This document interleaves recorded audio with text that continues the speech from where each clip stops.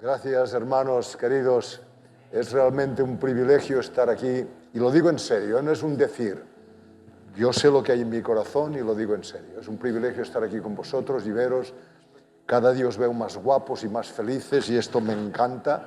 Y entonces os quiero compartir la palabra hoy que el Señor ha puesto en mi corazón y que me ha traído muchos quebraderos de cabeza en el buen sentido de la palabra. He tenido que profundizar, he tenido que echarme, no en el suelo porque me duelen las rodillas, pero encima de la cama, pidiendo al Señor que me diera luz y que me aclarara conceptos que están aquí y creo que son importantes.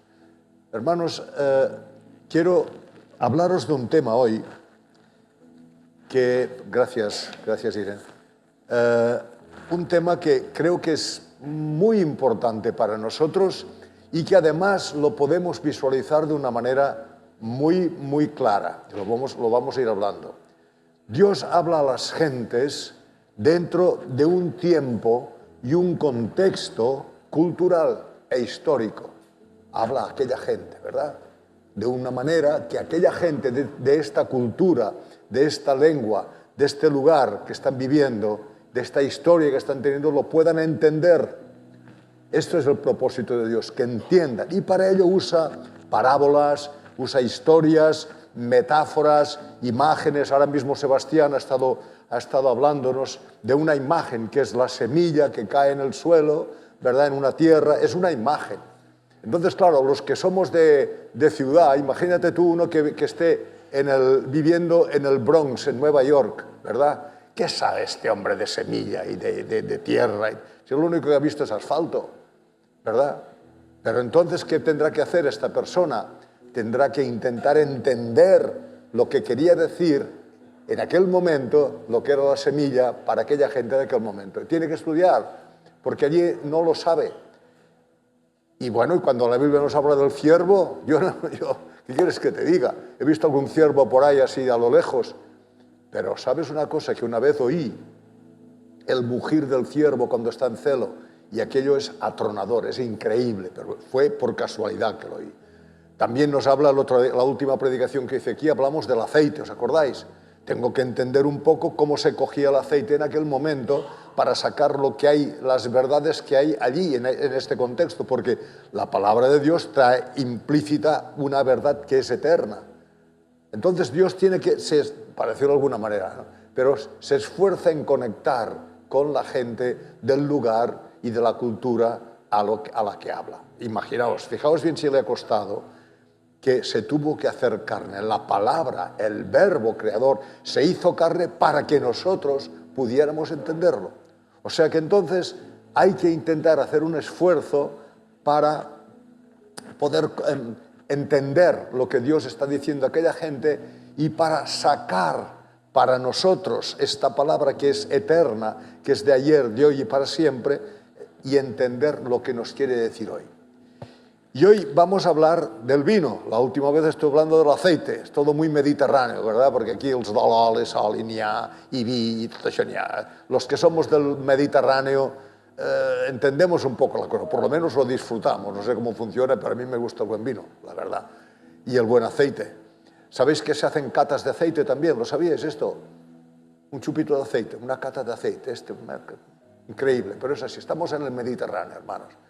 Y tiene mucho que ver lo que se decía hace tanto tiempo a lo que está ocurriendo muchas veces hoy, pero tenemos que entenderlo. Y hoy vamos a hablar del vino. Claro, yo no soy vinatero, aunque vivo en una zona de vino, porque toda aquella zona donde vivo yo, por Binissalem, todo está lleno de vino. Pero yo no entiendo lo que ocurre con todo esto. Pero, hermanos, tenemos un privilegio aquí hoy. Tenemos un privilegio. Tenemos a alguien que sí que sabe de vino, que sí que ha trabajado en las bodegas, que sí que ha trabajado en las viñas. Y yo voy a pedirle, por favor, si nos quiere ayudar. Ángel, ¿quieres pasar aquí delante? Un aplauso para Ángel, para que no tenga miedo. Qué bueno. Pues yo estaba hablando, tuve el privilegio un día de aquí en ese pueblo comerme unos callos con Ángel y su padre. Una pasada. Una pasada brutal. Y allí hablamos mucho con el padre de Ángel y nos compartió Él era experiencia. un capataz de una bodega muy importante Exacto, en Mallorca, ¿verdad? sí, señor. Entonces yo te quería... Ese fue el propósito. Bueno, yo me quedé Por el que encantado. vino. Estoy esperando repetirlo. Cuando queramos, Con callos también, pero... por supuesto. Vale. Todo lo demás añadido. Ah, todo. Entonces, Ángel, tú que sabes, porque has vivido esta historia con el vino, ¿verdad? Has vivido en una bodega, ¿no? Has trabajado allí muchos años. ¿Cuántos años Ahí he trabajaste? crecido. Como 20. Ahí he crecido. Este hombre sabe, ¿eh? Crecí ahí. Este sabe. Este sabe. Para eso vinimos y ahí crecimos. Qué bueno. Entonces, Ángel, ¿hasta qué punto la calidad de la tierra y de la uva es importante para un buen vino? Muy importante, porque ahí es donde cae la semilla. Según el fondo, según la tierra, según la piedra, según todos los matices que pueda tener, más argila, menos argila, todo. Sí. Todo porque la vid es algo que se adapta a cualquier tipo de terreno, pero es muy importante, según el propósito. O sea que después la calidad del vino, la calidad de la uva, ¿no? Total. Y Por eso no se puede poner cualquier variedad en cualquier lugar. Vale. Y cada uno pues tiene su lugar. Y esto lo saben los expertos, los especialistas, Bueno, ¿verdad? Los que saben, tienen experiencia. Los que saben. Sí, esto me contaba tu padre aquella vez, pero quería que lo compartieras aquí. Y hay otra cosa que quería decirte, el trabajo de las viñas, yo lo he visto porque vivía cerca de una viña, empezaba ya más o menos enero, febrero, ¿no? En enero, por ahí, empieza porque se aprovecha cuando duerme. Cuando duerme, por la poda. Que hay la savia, todo lo que corre y está parado. Porque si no, sangra, pierde todo esa savia. Es como si te cortas, sangra y se puede infectar. Como si tuvieras una hemorragia interna. Igual. Fíjate tú, Y qué hay cosa, ¿eh? Increíble. infecciones. Y entonces, más o menos después, desde que empieza esto, yo veía a la gente trabajando por ahí, un día haciendo una cosa, otro día haciendo otra, ¿no? Así es. Lo principal es la poda, que es lo que menos nos gusta, que nos corten. Ya. La poda, Ya. pero es lo principal. Ahí se forma lo que... Pero lo que luego vendrá durante el después. año continúa, ¿no? Continúa, luego sus abonos, sus cositas, su riego, su cariño. Qué bueno. Todo ahí. Mucho amor, ¿no? Y es mucho amor, que es lo que luego ¿Quieres percibimos. ahí proyectar la primera diapositiva, por favor? Yo creo que aquí tú te ves... he pasado muchas horas. Recuerdas, He ¿verdad? pasado muchas horas. Aquí están trabajando en las sí, viñas. señor, sí, señor. Aquí tenemos... Esto es Mallorca, ¿eh? Esto es Aquí Mallorca. es. O sea que aquí toda la gente... Es auténtico, es así. Eso ya debe ser, pero cuando recogen la Esto está en la uva, vendimia, en plena vendimia. que es en agosto, septiembre, A partir de mediados de agosto. a mediados de A agosto. mediados de agosto empiezan con el blanco, que viene primerizo, y luego a mediados de septiembre empiezan los tintos. Mediados de septiembre. Sí. Y entonces, en diciembre creo que se destapa el vino, ¿no? Más o menos, ¿no? Bueno, ¿Quieres presentar la otra, por favor? Esto depende un poco Sí. de lo que uno busca. Bueno, O si no hay es otra... joven, menos no joven. hay otra anterior a esta, perdón. No hay otra anterior. Bueno, pero me gustaría, Ángel, ¿quieres pasar la otra? A ver si la acertamos. La otra. Esto. Esto aquí, el trasvase. Esto, cuenta un poco esto. Proceso. Cuenta un poco de Pues esto. nada, aquí luego se coge la uva, la sacan el jugo, los caldos, lo ponen en sus depósitos, todo esto para empezar para limpieza, purificación del vino, de los caldos, y luego una vez, según la variedad, según el propósito que tengas con ese tipo de caldo, lo trasvasamos a las barricas. Las barricas. Y hay diferentes barricas. Roble, hay roble americano, roble francés, depende pues todos los matices que uno busque. Y deja en las antiguas, en las primeras barricas, deja pozo, ¿verdad? Deja... Siempre. Y ya, antes de poner aquí, ya se ha limpiado muchísimo. Pero siempre van dejando... Qué bueno. Y ahí es donde se controla todo el proceso. Acidez, graduación, todo. Y entonces el enólogo, el especialista, decide si este vino es de calidad. Sí, bueno, ya empieza con ese propósito, buscando esa calidad. Vale. Luego lo lleva al máximo... Porque claro, esto es el principio, luego viene todo más cosas, ¿verdad? Todo. O sea, ¿vale la pena invertir en este vino, en esta añada? ¿Vale la pena invertir o no? Eso ya se viene según el tiempo, según el tiempo de lluvia, de sequía, según haya venido. Lo que es la añada hasta la cosecha, ahí es donde se decide un poco el que se va a hacer o cómo viene. ¿Qué hacemos? ¿Gastamos dinero para mejorar o no vale la pena? Sí. Ahí viene. Qué bueno, Ángel. Nos has dado una lección muy práctica. Lo vas a ver en la predicación. Esta es teórica, la práctica... Pero qué bueno haber tenido un hombre que sabe de esto, ¿verdad? No todo el mundo. Muchas gracias, Ángel. Gracias por todo. Muy guapa. Sí, que sí. Desde aquí se... Gloria a Dios, hermanos. Qué bueno. Entonces, hermanos, ya que nos ha dado esta explicación, vamos a entrar en la palabra. Vamos a entrar en la palabra y lo vamos a hacer en Jeremías 48. Jeremías 48, del 11 al 13.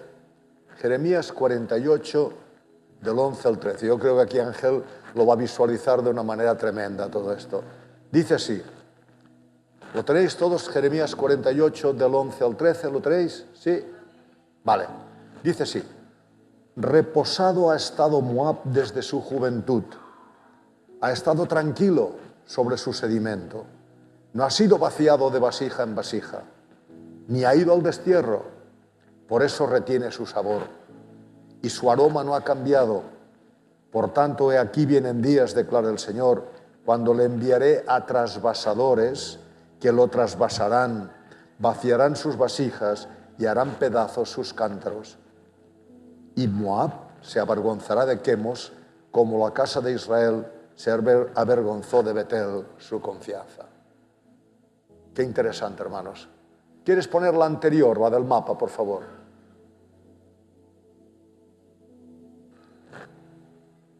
Moab era un país situado en el sureste de esta región. Veis aquí Moab. Fijaos que está el Mar Muerto aquí, 430 metros bajo el nivel del mar. Y al otro lado del Mar Muerto ya está, dijéramos, lo que sería Judea, Judá. Ahí tenemos Jerusalén, Belén, allí está Jericó. Y esta parte de aquí, de la derecha, al este, al sureste, es donde estaba Moab. Y como veis, es un país que tenía muchas montañas alrededor, ¿verdad? Y también tenía arroyos que venían de estas montañas. O sea, la parte baja tenía agua. La parte de arriba era montañosa, un clima árido, seco, ¿verdad? Y este país, este pueblo, esta nación, es lo que hoy sería Jordania. O sea, cuando veáis Jordania hoy, pensad que una parte de Jordania se llamaba Moab en aquel tiempo, ¿verdad? Lleva el nombre del hijo mayor de Lot. ¿Os acordáis de todo aquel desastre que hubo cuando Sodoma y Gomorra fue, dijéramos, arrasada? Que las hijas de Lot se llevaron a su padre y una de ellas se acostaron con su padre cuando estaba borracho y una de ellas engendró a un hijo que le llamaron Moab. Por tanto, el país de Moab lleva el nombre del hijo de Lot y de su hija.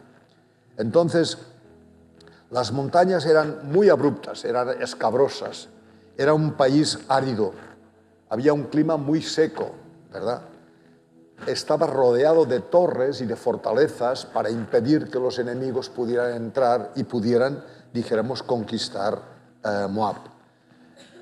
La realidad es que las naciones de alrededor, los amonitas y tribus que andaban por ahí, no molestaban a Moab. Estaba bien protegido, estaba bien fuerte su protección, tenía ejército, no le hacían guerra a Moab. Moab estaba bien protegido, como he dicho, y tranquilo, estaba tranquilo. Algunas veces fue invadido, pero sus ciudades nunca fueron destruidas y sus habitantes nunca fueron llevados al exilio, o sea, cogidos de Moab y llevados a otra tierra. Esto era en tiempos de Jeremías, luego las cosas cambiaron. Estaba viviendo en tranquilidad, reposo, una apatía, ¿no? Pasaba de todo. Esto es una traducción un poco sui generis, pero vaya, ya me perdonaréis. Pasaba de todo, era un pasota. Aquí estoy bien, yo me encuentro bien, nadie me molesta, estoy tranquilo, me defienden mis torres, mis fortalezas, mis ejércitos, ¿verdad? Y tengo paz, y tengo tranquilidad, y no estaba siendo alterada por guerras o catástrofes, estaba bien, estaba repantingado, por decirlo de alguna manera. Y su dios nacional era Quemos, era un dios que la Biblia, que los israelitas le consideraban como un dios malévolo, un dios aborrecible. ¿Quieres poner, por favor, la próxima? Ara te saldrà este era Quemos. Era un monstruo. Este Dios era un Dios tremendo que aceptaba sacrificios humanos. Un rey de Moab que se llamaba Mesa, ofreció a su hijo en sacrificio a Quemos, agradeciéndole la victoria que había tenido sobre unos ejércitos extranjeros. Aceptaba sacrificios humanos. Y el nombre de Quemos quiere decir subyugador, destructor, alguien que tenía el poder, no él, sino los demonios que habían detrás de él, porque sabemos que la Biblia dice que detrás de un diosecillo, de un ídolo, hay demonios, ¿verdad? Subyugaba a la gente, ¿no? Les tenía cogidos perfectamente, la gente adoraba, le consideraban el Dios, se sentían tranquilos, confiaban su vida en él. Lo dice aquí el versículo 7, dice, pusiste tu confianza en tus ganancias y en tus tesoros, y en Quemos, dice más abajo, ¿verdad? Confiaban en él. Era el Dios nacional, era un Dios guerrero, como he dicho antes, y los moabitas eran conocidos como el pueblo de Quemos. O sea, si se decía el pueblo de Quemos, estamos entendiendo que se estaba hablando del pueblo o la nación de Moab. Este país tenía mucho viñedo, tenía mucha uva. Era un país famoso precisamente por sus viñedos. Y entonces aquí vemos, hermanos, como Dios quiere comunicarse con este pueblo y usa una metáfora, una parábola, que ellos pueden comprender porque les habla de cosas que ellos tenían allí, cosas que ellos estaban usando, cosas que ellos estaban trabajando y lo entendían perfectamente. Si hubiera estado hablando a los alemanes de Múnich, hubiera puesto el ejemplo de la cerveza. Se hubiera hecho entender, porque lo que le interesaba es que le entendieran. Aquí, como habla a Moab, les habla de la viña, de las viñas, ¿verdad? Entonces, hermanos, es muy interesante ver el interés que tiene Dios en que le entendamos, y para ello usará lo que haga falta. A cada nación, a cada pueblo, a cada iglesia, hermanos, le hablará de acuerdo a su contexto. Esta iglesia en que estamos tiene un contexto histórico y cultural, y Dios le puede hablar dentro de este contexto que ellos conocen, que ellos interpretan, que quizás la otra iglesia de otro sitio no lo va a entender porque no han vivido el contexto. Hermano, Dios habla a tu vida de acuerdo al contexto en que tú estás, las experiencias que has tenido, los padres que has tenido, la cultura, la educación, el lugar. Dios te va a hablar a ti, pero a la persona que está en Francia le hablará de otra cosa, porque ha vivido otro contexto, otra cultura, otro lugar. ¿Entendéis, hermanos? El propósito de Dios es que le entendamos y para ello usará lo que haga falta. Y mucho de lo que hace falta es el contexto. Yo creo que si el Señor Jesús viniera aquí a hablar a la Pobla, les hablaría de patatas. ¿O no? ¿O no, Padre Francisca?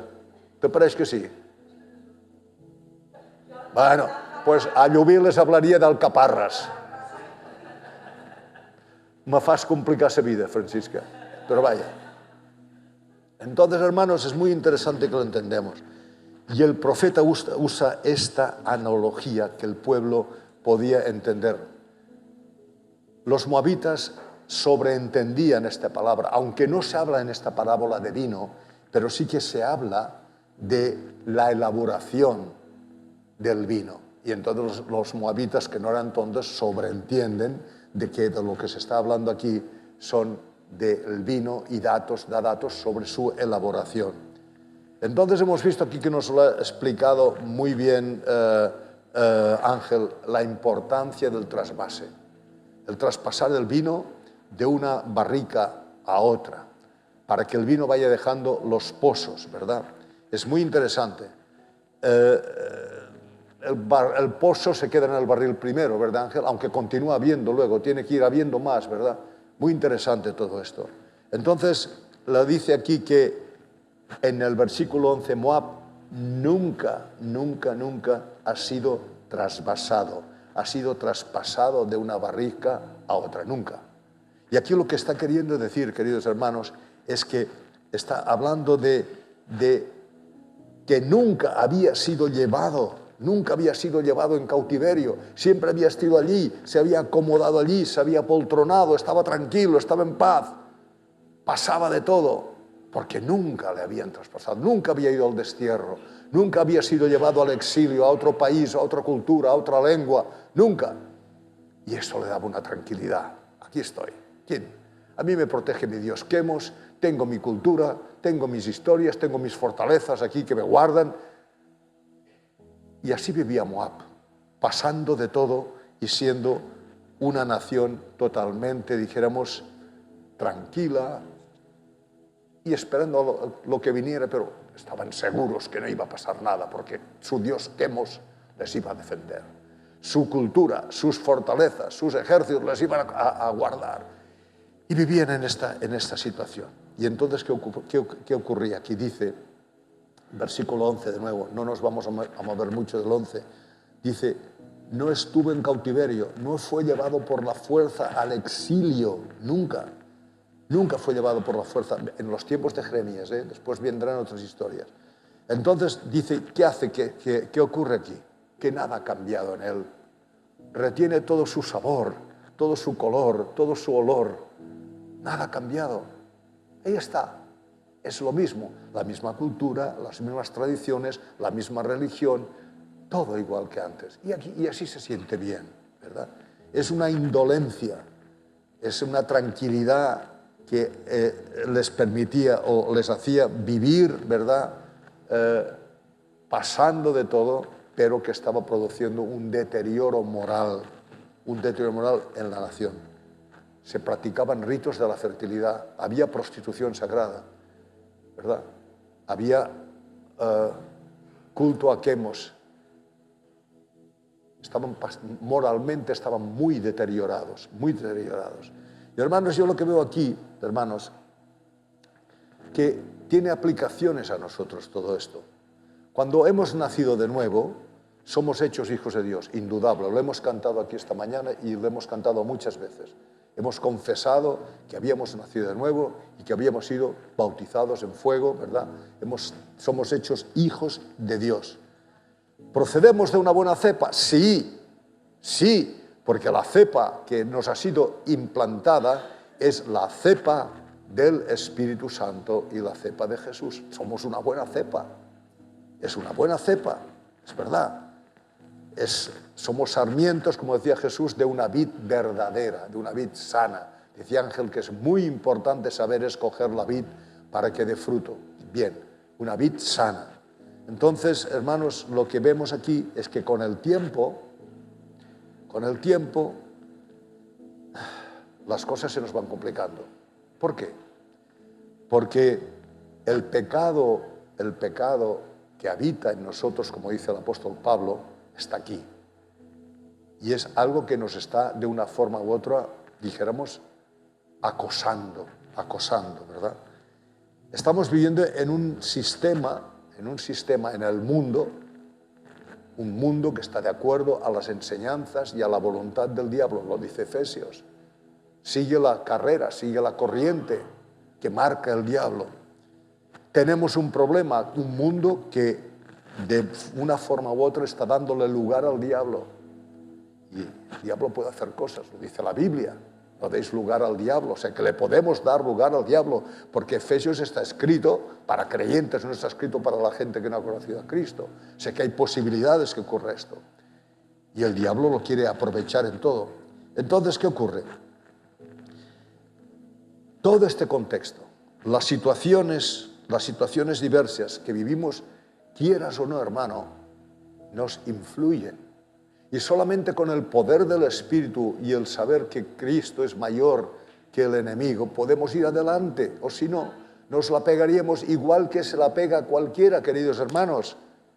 Por eso es tan importante considerar realmente lo que somos y lo único que nos salva es el poder de Dios que ha venido a nuestro espíritu por el Espíritu Santo. Si no, igualito, hermano. Por eso dice Pablo, no nos pensemos que somos más que otros. Y es muy importante tener esta visión clara, ¿verdad? Entonces, ¿qué ocurre? A veces, hermanos, con el tiempo, vamos asentando nuestra vida sobre sedimentos viejos, sobre la madre del vino, sobre el pozo del vino. Y nos sentamos allí y nos entra una indolencia, ¿verdad? Y nos sentimos cómodos y vamos creando un contexto de confort. Nos sentimos bien y cada vez, somos menos sensibles a lo que hay fuera, a lo que pasa con los hermanos, lo que pasa en la iglesia, lo que pasa en el mundo. Cada vez nos insensibilizamos más porque hemos encontrado nuestra zona de confort. ¿No te ha pasado, hermano? Yo no sé si te pasa lo mismo, pero yo tengo un sillón en el que siempre me siento yo. Y ya se me ha hecho una zona de confort. Yo me adapto allí, estoy bien. A lo mejor hay sillones mucho mejores, pero allí tengo mi zona de confort, ¿entendéis? Pues hermanos, así nos pasa también a nosotros. Nos adaptamos, nos montamos la vida y nos sentimos cada vez más insensibles al mundo espiritual, a nuestro problema interno, porque el enemigo está, intentando pescar dentro de nosotros porque hay carnaza, y también al mundo espiritual de maldad. Pero ya nos sentimos bien ahí. Va pasando el tiempo y funcionamos. Va pasando el tiempo y no pasa nada. Venimos a la iglesia, obviamente, no només faltaria això, claro que sí. Venimos a la iglesia, leemos nuestra Biblia también, pero estamos muy metidos. Esto forma parte también de nuestra situación de confort. No estamos menospreciando todo esto, es que forma parte. Nos asentamos sobre sentimientos, formas de entender las cosas, situaciones que estamos viviendo, vamos recogiendo, nos vamos asentando, lo vamos adaptando a nuestra vida. Y entonces las consecuencias es que ponemos nuestra confianza en nuestros esfuerzos, en nuestros logros, en nuestras pertenencias, en nuestras riquezas, y empezamos a fabricar nuestros ídolos. Y algo tan interesante como puede ser la familia se puede convertir en un ídolo. Algo tan importante como es el dinero para poder vivir se puede convertir en un ídolo. Y vamos haciendo nosotros nuestros propios quemos, porque estamos ya no funcionando de una manera tan apática, tan indolente. Dolente viene de dos palabras, no dolor, ¿no? Ya no nos duele nada, estamos bien, ¿verdad? Yo me acuerdo cuando me estaba muriendo en noviembre. Sí, en Sebastià riu. Sebastià, està rient de mi, alerta. Sí, me estaba muriendo en noviembre o diciembre, no sé cuándo era, y estaba también muriéndome, estaba tan calentito allí, tan tranquilo, ¿verdad, Charito? Dije, no, empezó la ambulancia, me dijo, no, dejan que estoy muy bien aquí, me estaba muriendo. O sea, hermanos, podemos estar muriéndonos bien, sin darnos cuenta que nos morimos. Y además estando bien en esta situación. Es el engaño que lleva el enemigo, el engaño que hay en nuestro corazón, hermanos. Tenemos nuestra zona. Yo me había acurrucado allí, tenía mi zona de confort, en un hueco que tenía allí, y mientras tanto me estaba muriendo. Hermano, es increíble lo que puede pasar, es increíble el enemigo cómo puede jugarnos cosas impresionantes que no nos damos ni cuenta, pero están aquí. Y cuando llega el momento y nos damos cuenta, nos hemos apartado, tenemos un pensamiento diferente al que tiene Dios, hemos cambiado nuestra forma de pensar en cuanto a esto, que son doctrinas fundamentales, ya no vemos a la iglesia como la ve Dios, ya tenemos nuestra visión de la iglesia, teniendo enemigos por aquí, gente que no me llevó bien por allá, etcétera, etcétera, etcétera. Son consecuencias de esto. ¿Y entonces qué hacemos? Muy bien, racionalizamos. Es que este tío se queja porque le he pisado el callo. ¿Ha pisado? ¿Pero por qué ponía el pie debajo? ¿Quién le ha dicho que pusiera el pie allí? No le pido perdón porque le he pisado el callo y le he hecho daño. Le culpo por haber puesto el pie allí. Son racionalizaciones, excusas que no tienen sentido, pero las ponemos, hermanos, porque somos así, hermanos. Y cuando reconocemos cómo somos, le estamos dando gloria a Dios por habernos aceptado tal y como somos en Cristo Jesús. Pero lo tengo que entender. Y entonces, hermanos, es muy interesante porque hay una intervención de Dios, versículo 12. Por tanto, por todo esto que se ha dicho aquí, he aquí vienen días, declara el Señor, palabra profética, declara el Señor. A su tiempo enviaré derramadores. Apuntad esto, trasvasadores. En el hebreo, una de las acepciones que pone de esta palabra es derramadores, gente que derrama, ¿verdad? Derrama el vino, derrama. Mandaré derramadores que derramarán el vino. Es muy interesante esto. Aquí es donde tenía el problema cuando estaba preparando la predicación, porque yo no tengo que montar ninguna historia que me parezca a mí, Señor. Tengo miedo de poner palabras que no son. Enséñame, Señor. Y es cuando tienes que pedir ayuda al Señor para que te dé la idea, ¿verdad? Dice derramadores en el hebreo, ¿no? Y el profeta estaba viendo ya el cumplimiento de la profecía. Pero fíjate que es interesante, hermanos. La profecía puede tener dos vertientes. La profecía expositiva, que expone lo que se está diciendo, y la profecía predictiva, que dice cosas que van a venir. Aquí en estos versículos hay profecía expositiva cuando dice, por esta causa Moab no se ha movido, tal. Esto es expositivo, es una realidad. Y después viene la predictiva. Por tanto, pasará esto, ocurrirá esto. Lo vemos las dos partes en esta porcioncita de aquí, ¿no? Entonces dice, Dios va a intervenir. Mandaré derramadores, lo derramarán, vaciarán sus vasijas, sus odres. Sus vasijas y sus odres. Es interesante aquí, el tema es interesantísimo. La palabra en el hebreo, vasijas y odres, viene a significar lo mismo. Y os diré, porque ¿quieres poner, por favor, una que viene por ahí? A ver si me aclaro. Este no, aquí está el pozo del vino, ¿lo veis? ¿Lo veis el pozo aquí? Claro, cuando lo vas vaciando, se va quedando el pozo dentro y decantas a otro lugar, ¿no? En la próxima, por favor. Aquí es interesante. Ángel, ¿tú te acuerdas de estos pellejos? A ver, en los tiempos aquellos no se usaba ya, ¿no? Pues yo sí que me acuerdo, porque como soy un poco antidiluviano, pues me acuerdo de estas cosas, ¿no? Fíjate bien. Le llamaban vasijas al odre. El odre era un pellejo de una cabra o de un animal, que lo cosían y luego le ponían pez, ¿verdad? Para que no se escapara el líquido. Pero fíjate que cuando este odre estaba hinchado de vino, tenía una forma como de vasija. Y al odre le llamaban vasija, o a la vasija le llamaban odre. Fíjate, cuando esto se deshinchaba, no tenía forma de nada. Pero para vaciar el odre, que estaba de pie, lo tenían que volcar en el suelo. Lo tenían que humillar. Lo tenían que poner a nivel del suelo para poder vaciar. Le habían dado la vuelta. Por tanto, el odre después ya no tenía ninguna forma. Y es muy interesante la imagen que Dios usa aquí. Cómo usa unas imágenes que, si las podemos entender, nos ayudan tanto. Hermanos, todos nosotros somos vasijas donde nos han metido tantas cosas, ¿verdad? Dios nos tiene que derramar.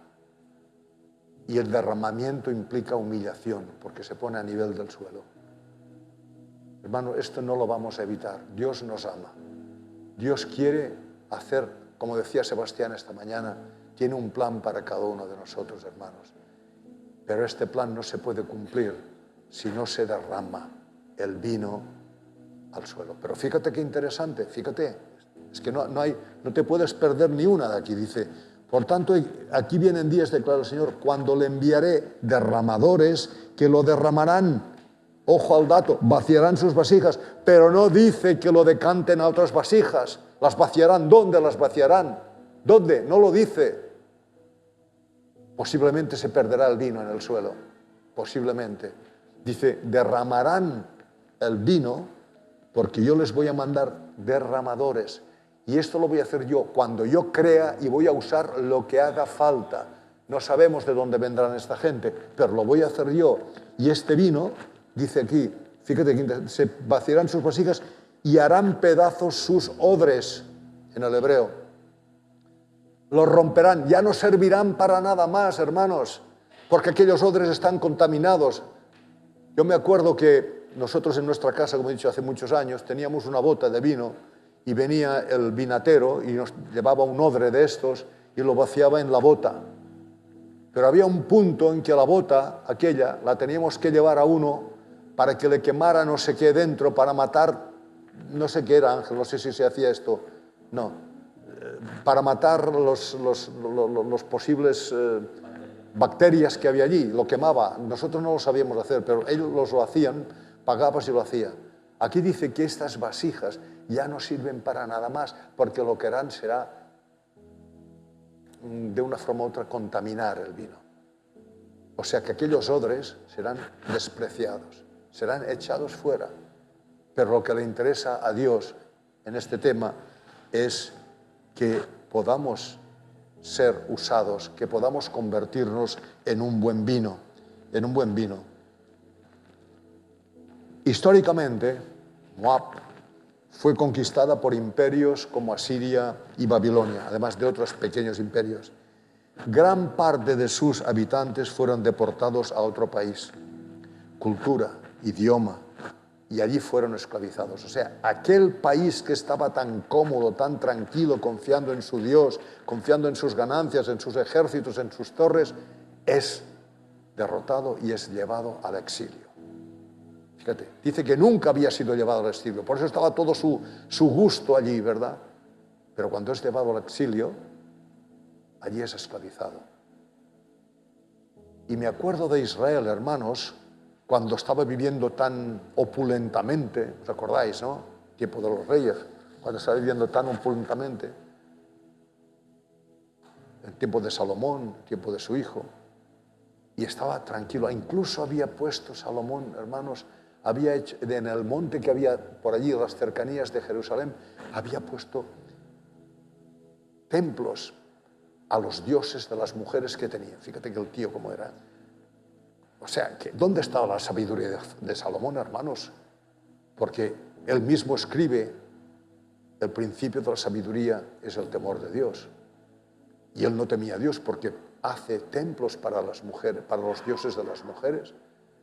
Quiere decir con esto, hermanos, que no podemos fiarnos de nosotros mismos, que hay una tendencia, hermanos, que seamos cuidadosos. Hoy estaba hablando Tony de algo que es importante esta mañana.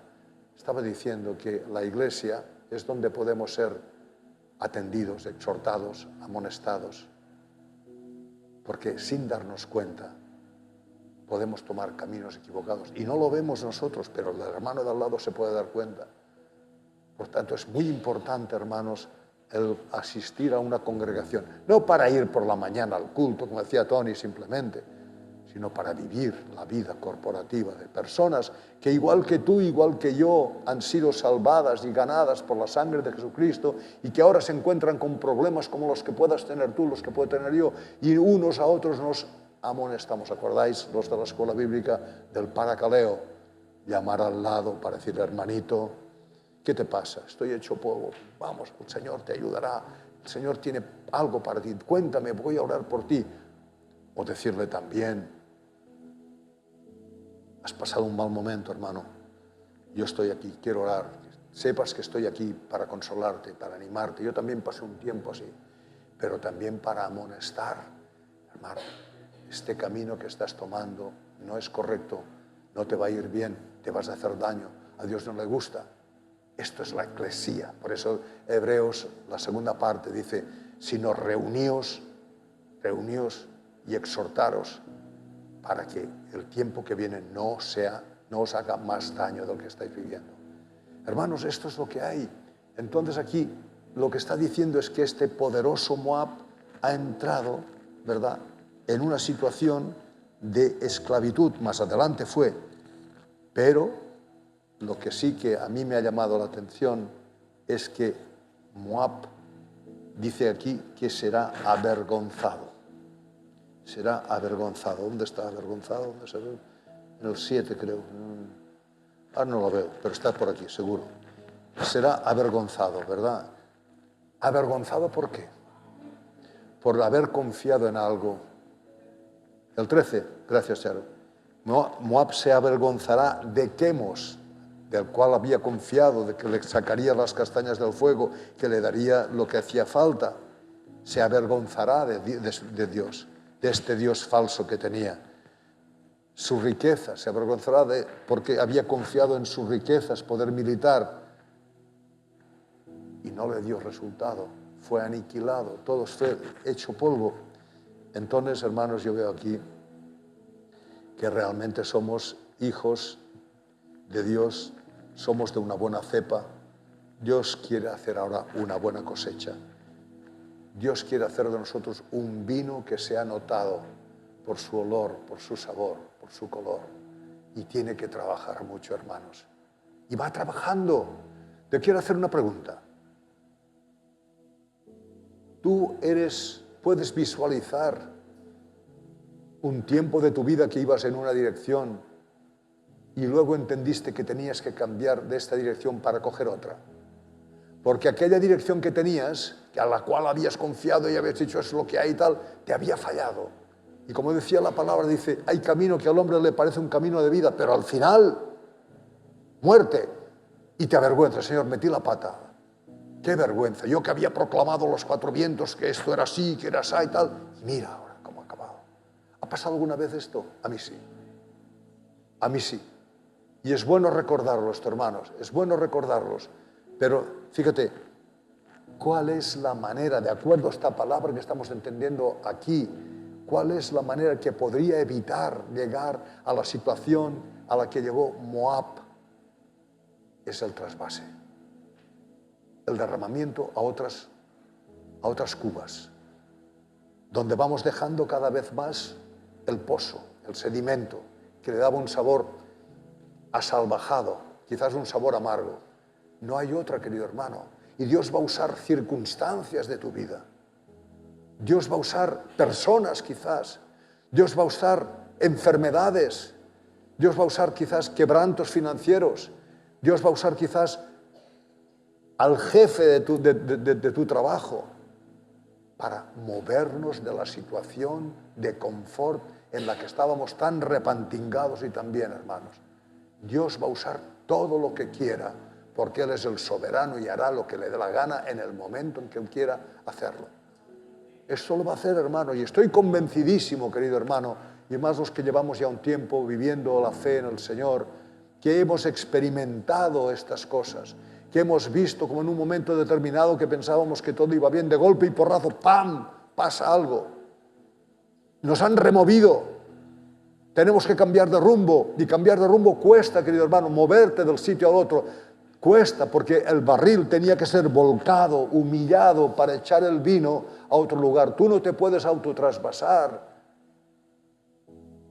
Pero hay circunstancias, personas, cosas que ocurren que Dios ha mandado para que cambiemos el barril. Y cuando nos sentimos en el otro barril, nos sentimos como, ¿qué ha pasado aquí? No me siento bien. Pero Dios lo ha mandado, porque a los que aman a Dios, todas las cosas les irán para bien, incluso los trasvases. Hay momentos en que sentimos que algo ha ocurrido, que ha cambiado. Hermano, y esto ocurrirá hasta que nos muramos, porque el trabajo que el pecado ha hecho en nuestra vida, en maldad he sido formado y en pecado me concibió mi madre. Ha trabajado mucho en nosotros, hermanos, mucho. Ha hecho grandes descalabros. Pero el Señor, en su misericordia, nos ha aceptado como somos. Dice, yo voy a trabajar contigo, pero prepárate, habrá trasvases. Cuando estés una mica empardalata ya, yo voy a actuar. Yo voy a actuar. Y te vas a sentir como que estás colgado, porque claro, mientras se trasvasa, el vino está colgado. Pero yo voy a estar allí, porque yo te amo. Tengo un plan para ti, como decía Sebastián. Yo te amo y voy a estar pendiente de ti, porque eres como la niña de mis ojos. Yo te amo, he dado a mi hijo para que pueda salvarte. He dado a mi hijo para que pueda ser salvo y para que pueda ser una nueva criatura en Cristo. Por tanto, hermano, es normal que te sorprendas. Es normal que cuando te han pasado de un lugar a otro, cuando ha cambiado tu situación, cuando estás viviendo una situación que está totalmente al revés de lo que estaba antes, te sientas mal. Pero oye una cosa, para eso están como he dicho antes, los hermanos de la iglesia, para decirte, por lo que tú estás pasando, ya pasé yo una vez. Y el Señor tiene un plan para ti. Y el Señor va a hacer una obra en ti, porque en mí la hizo aquella vez. Yo también vivía de esta manera, de una manera fácil, de una manera acomodada, pero Dios actuó. Pero es Él el que actúa, no soy yo el que voy a actuar contra el hermano. Yo puedo ser usado para esto, pero yo no puedo hacerlo. Yo tengo que tener un respeto tremendo de que Dios me está usando y que está usándome no para tocar zapatos, sino para tocar un alma que está siendo tratada por el Señor. Gloria a Dios, hermanos. Entonces, hermano, yo te quería decir, para terminar, para ir terminando, de que claro que se paga un precio. Claro que se paga un precio. ¿Los barriles te crees que no valen dinero? Valen dinero los barriles, ¿eh? Y leí por ahí que hay muchos barriles que se van dejando, ¿no? Y tienen que hacer barriles nuevos, ¿no? Es una cosa increíble, esto es interesante, no me he metido. Pero entonces, hermanos, lo que vemos aquí es que claro que hay un precio a pagar. Quizás sea un precio emocional, quizás sea un precio económico, quizás sea un precio de cambio de mente, quizás sea un precio físico, un precio incómodo, sí, pero es algo que Dios va a usar para bien, porque los que amamos a Dios, como he dicho antes, todas las cosas nos ocurren para bien. Hermanos, el buen vino es una obra de arte. Una parte, como os decía aquí nuestro hermanito Ángel, depende de la calidad de la cepa, de la calidad de la tierra, las condiciones de la tierra, del cultivo, pero otra parte depende del enólogo, del especialista, de su gusto, de su creatividad, de su conocimiento y de su experiencia.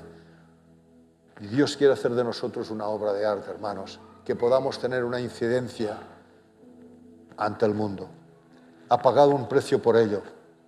Jesús nos ha lavado, nos ha adquirido, y el Espíritu Santo sabe lo que quiere hacer de nosotros. Con paciencia y tiempo. Va trabajando, hermano, va trabajando poco a poco, hermano, va trabajando poco a poco. Cada uno es cada cual, no puede hacer una línea, un estándar, todos así, no, está trabajando individualmente. Y hay una cosa, el Señor está trabajando en esta iglesia, está trabajando aquí, está haciéndolo. La iglesia somos todos, somos un cuerpo, pero Dios está trabajando. No es lo mismo cuando yo hace 5 años ya o 4. 5 años cuando os conoce, no es lo mismo, ha cambiado cosas, ¿verdad? El Señor está haciendo cosas, pero Señor, estad seguros que el Señor va a traer trasvases a la iglesia. Seguro, hermanos, seguro, porque Dios quiere una iglesia que le dé gloria, pero es que el sabor del vino es tan fuerte del viejo que necesita hacer un trabajo. Lo hará con misericordia, pero quizás nos dolerá. Pero esperemos esto, hermanos, porque Dios no quiere un pueblo repantingado, un pueblo tranquilo, de acuerdo a lo que piensan o lo que hacen, etcétera, sino que quiere un pueblo que dé testimonio con su olor y con su sabor a este mundo. Que el Señor nos guarde, hermanos, que nos ayude a ir adelante, ¿vale? Compartamos nuestros trasvases unos con otros para que nos podamos ayudar, consolar y animar. Amén.